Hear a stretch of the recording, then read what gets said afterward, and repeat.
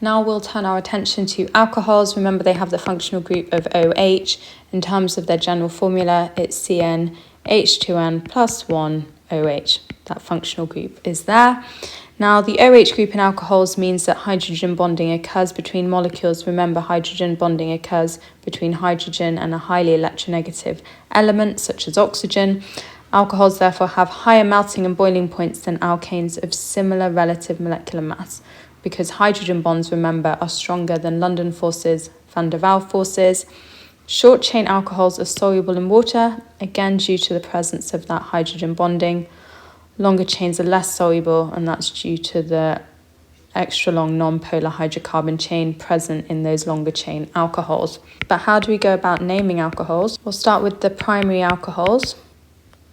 So this is a primary alcohol because the OH functional group is attached to a carbon that itself is only attached to one other carbon. Let's name it. Well, this functional group is attached to the first carbon. We have 3 carbons, so it's propan-1-ol. What about a secondary alcohol? This time we're going to attach that OH group to the second carbon. That carbon here is attached to 2 carbons, hence why we have a secondary alcohol. The name of this alcohol is propan-2-ol. And now tertiary alcohols.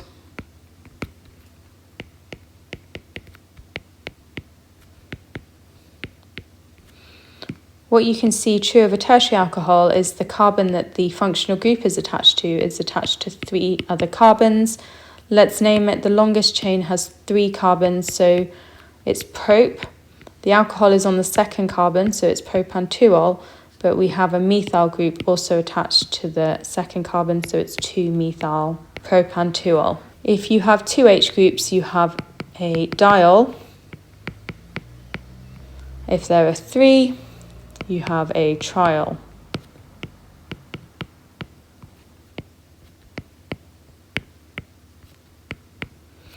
So let's name this. 3 carbons in a row, so propan, and we have the alcohol functional group on the first and second carbon, so it's propan-1,2-diol due to the presence of the 2 OH groups. Skeletal formulas, I know people find this difficult. In terms of how we go about naming this skeletal formula, notice we've gained another functional group. We've got the alcohol functional group, but we've also got a carboxylic acid. And what happens then is we use hydroxy to represent the alcohol. Count the number of carbons, it's 1, 2, 3, 4. So we have butanoic acid representing that carboxylic acid, and then we have the alcohol functional group present on the third carbon because we're counting in this direction 1, 2, 3. So it's 3-hydroxy butanoic acid. That is difficult. There's 2 methods of producing alcohol you need to be aware of that you'll have met at IGCSE and GCSE most likely. The first one is the hydration of ethene. That means adding water to ethene. Fermentation is your old school approach for making alcohol. So be aware that your raw material for the hydration of ethene is obviously ethene, and this comes from crude oil, which means it's a non-renewable resource. This will run out. As I've already said, ethene is then hydrated. Water is added across the double bond by reacting with steam. We need a catalyst of concentrated phosphoric acid.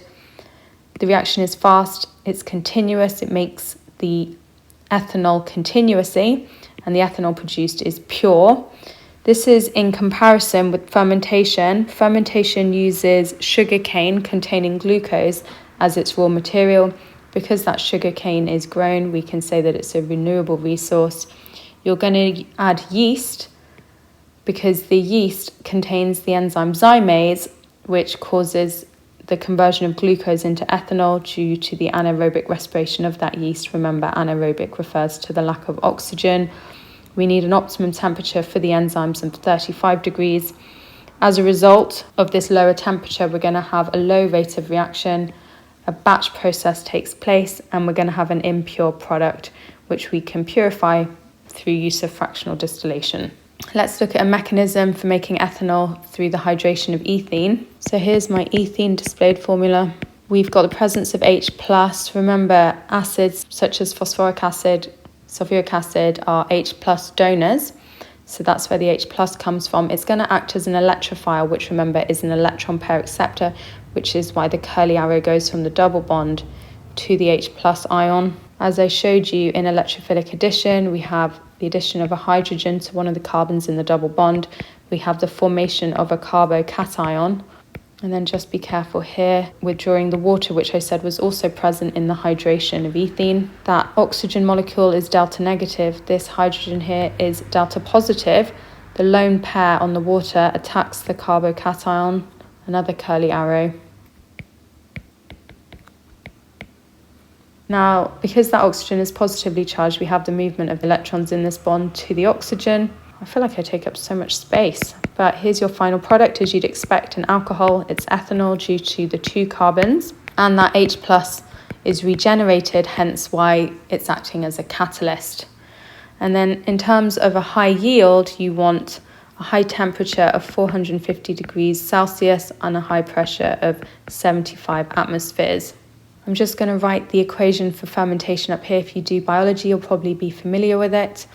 But we're going to first of all show the formation of glucose by the sugar cane through photosynthesis. So carbon dioxide reacts with water to form glucose, C6H12O6, plus 6 lots of oxygen. And then we take that sugar cane, that glucose, and through the anaerobic respiration of yeast, you produce ethanol plus carbon dioxide. Remember, yeast can be used to make bread dough rise due to the production of carbon dioxide. We must keep that temperature of around 35 degrees Celsius to stop the yeast from denaturing. And then I've stolen this from the revision guide I've written, available on the website SwH Learning. Carbon neutrality. So when the ethanol produced by fermentation is burnt in oxygen, so complete combustion, as you'd expect, carbon dioxide and water is produced. This means that for every 6 moles of carbon dioxide absorbed from the atmosphere by photosynthesis, which remember was responsible for making the glucose, 6 moles of CO2 are released. That's due to 2 moles from anaerobic respiration and 4 from combustion. The use of ethanol as biofuel can therefore be said to be carbon neutral, as there's no net gain of carbon dioxide into the atmosphere. However, we can challenge this due to the various processes involved in planting the sugarcane, harvesting it, transporting it. Often those vehicles involve the burning of fossil fuels, which remember releases carbon dioxide. So it's probably unfair to say that using ethanol as a biofuel is entirely carbon neutral. Now, I've already said that fermentation produces impure ethanol. So how can we purify it?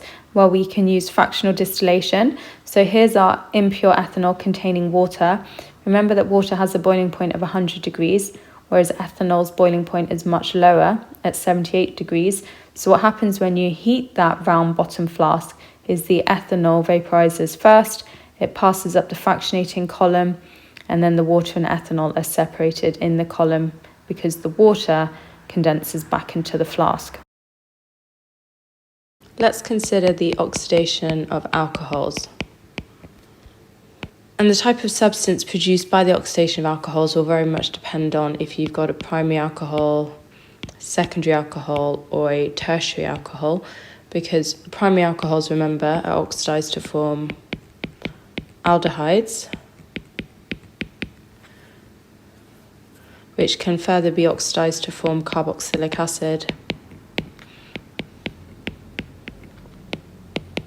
Whereas those secondary alcohols will go on and produce ketones. And then the thing about the tertiary alcohols is that they're not easily oxidized.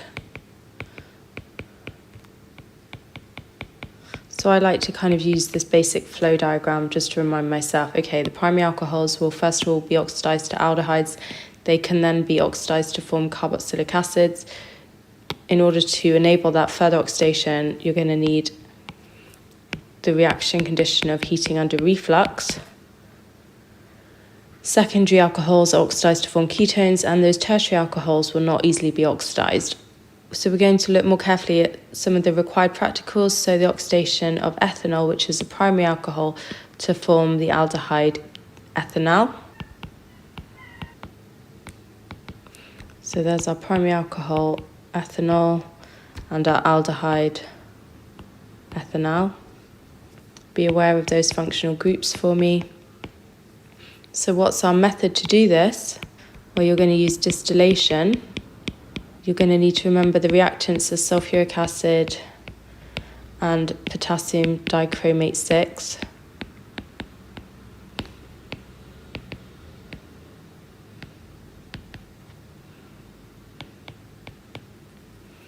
So these are going to be mixed with your primary alcohol.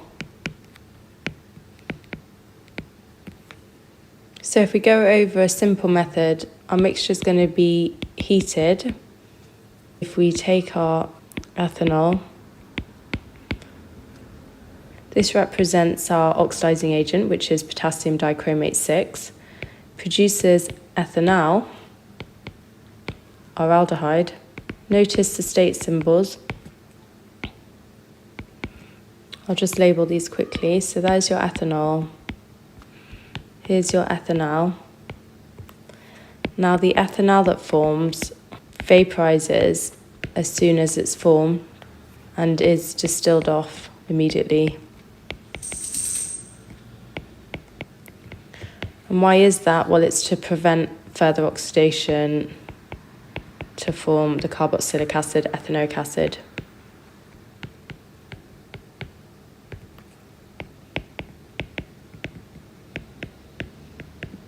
I just want to show you a diagram from our beautiful revision guide that's available on the website.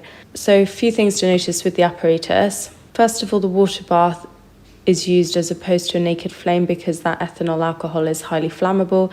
We have anti-bumping granules present in the pear-shaped flask to prevent very large bubbles forming, which would potentially mean that the mixture boils over and contaminates our distillate, which is in this case the ethanol aldehyde. Here's the condenser with cold water running through it in order to help that ethanol turn from a vapor back into a liquid. Notice the colour change, and this is commonly used to differentiate a primary and secondary alcohol because you see a colour change from orange to green. Now we want to talk about the oxidation of ethanol to ethanoic acid. So going from that primary alcohol to a carboxylic acid. So the name of this method is reflux. So the key thing to notice here is that it's an excess of acidified potassium dichromate 6. And that's going to be mixed with the ethanol. The method point you need to be aware of is that this mixture is heated gently under reflux.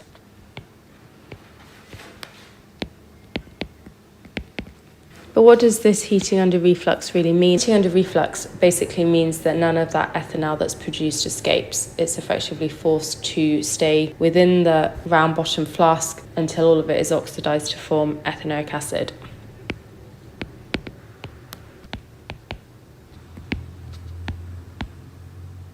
So in terms of the stages of oxidation, you go from ethanol to ethanal to ethanoic acid. So that takes you from your primary alcohol to your aldehyde to your carboxylic acid. Here's the structural formula of ethanol, your oxidizing agent to form ethanoic acid, and water. This ethanoic acid is separated from the remaining solution using fractional distillation.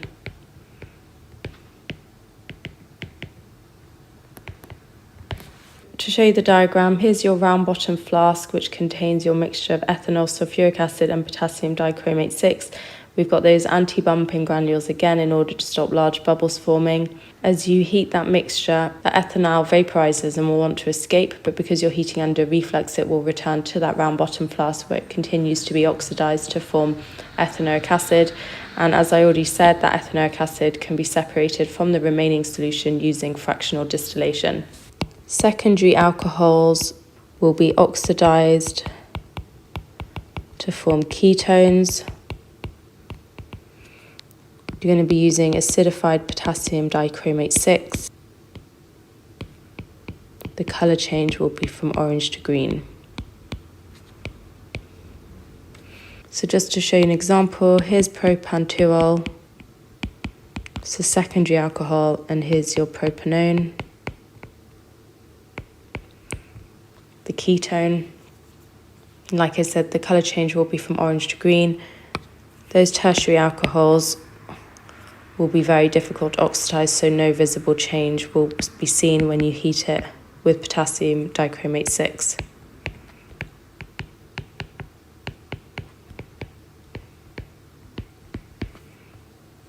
So the solution remains orange. So to summarize, those primary alcohols will be oxidized to aldehydes and then to carboxylic acids. For example, there's ethanol plus that oxidizing agent to form ethanal, the aldehyde.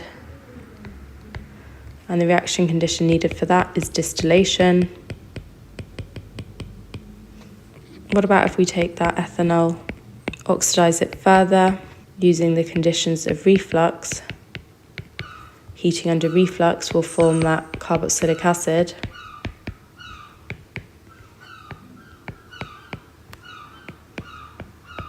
So there's your carboxylic acid, it's ethanoic acid.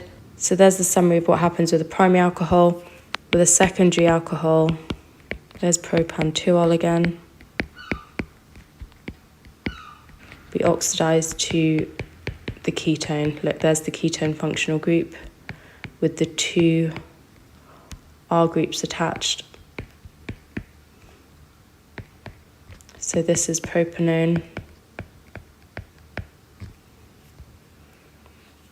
The following pairs of compounds can be distinguished by simple test tube reactions.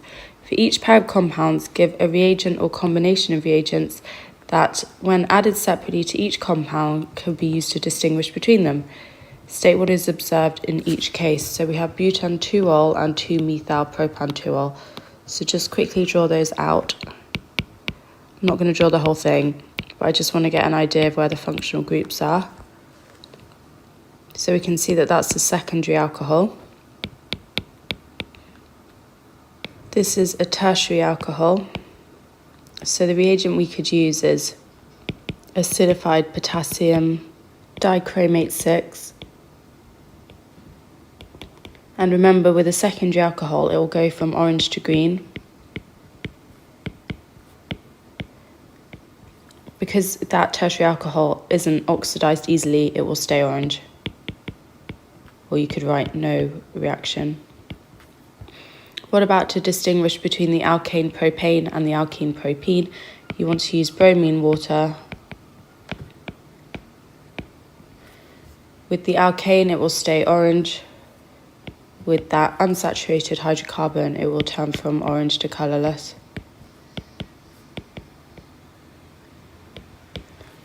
Propanone, so that's a ketone, is also formed by the oxidation of propantuol. Write an equation for this reaction using O to represent the oxidizing agent. It's fine to draw their displayed formula if you find that more straightforward to draw their structural formulae.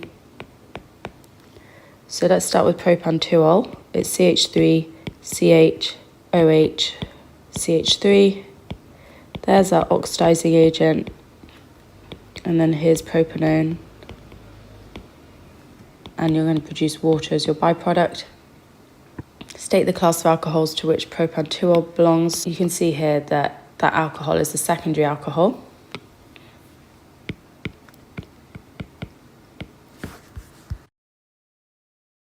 The dehydration of alcohols, this produces an alkene. The mechanism is an elimination reaction. In terms of reaction conditions, you need hot concentrated sulfuric acid or concentrated phosphoric acid. Now let's take a look at the mechanism. So obviously we're taking an alcohol. In this case, I've got ethanol. There's a lone pair of electrons on the oxygen, which are donated to this hydrogen ion. Remember that hydrogen ion comes from the presence of the concentrated sulfuric acid.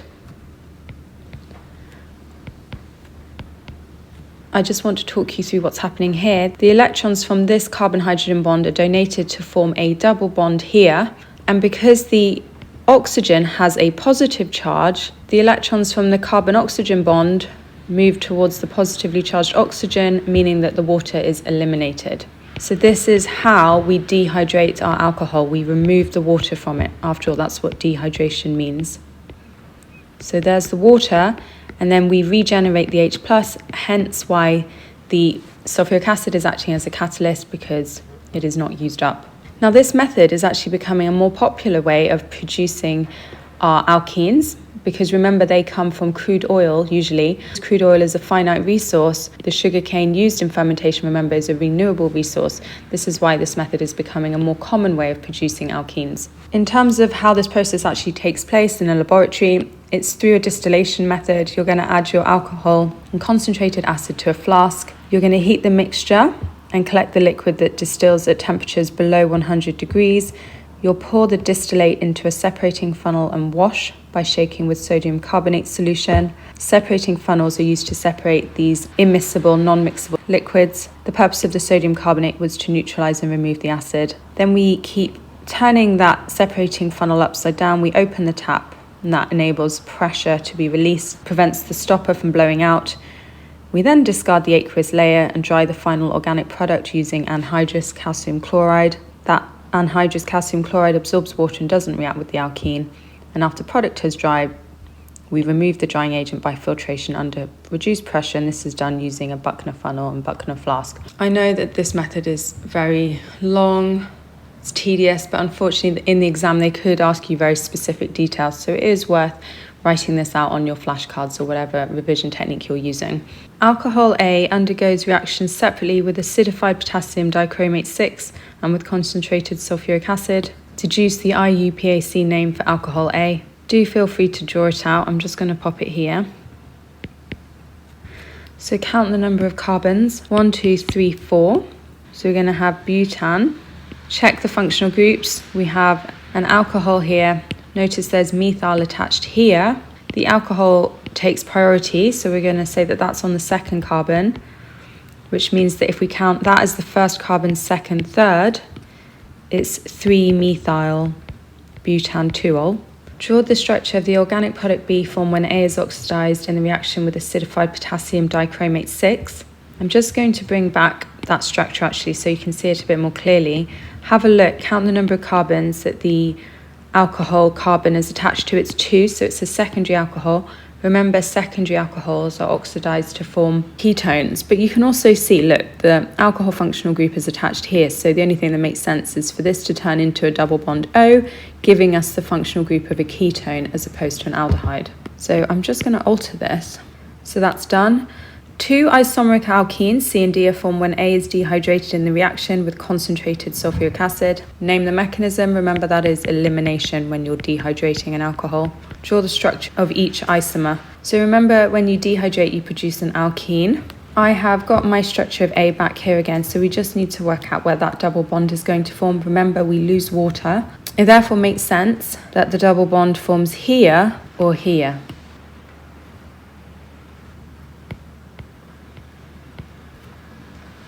Name the type of structural isomerism shown by C and D. You can see here that the only difference between these isomers is the location of the functional group. That means that this is a position isomer. List alcohol A, product B, and isomer C in order of increasing boiling point. So alcohol A here, remember, is the secondary alcohol. Here's a ketone, and then we have an alkene. Remember, the alkene will have the lowest boiling point because it's only got van der Waals forces. So it will be C followed by our ketone. That ketone here, remember, has dipole-dipole forces, so that's why they're stronger than the van der Waals forces found in the alkene. But then the alcohol, A, over here, remember that has hydrogen bonding, which is the strongest of the intermolecular forces.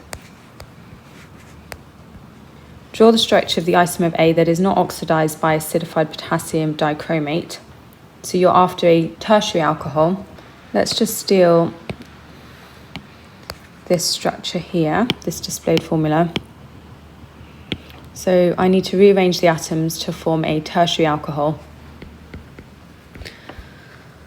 So here is our tertiary alcohol. Look, it's tertiary because the alcohol group is attached to a carbon that itself is attached to 3 other carbons.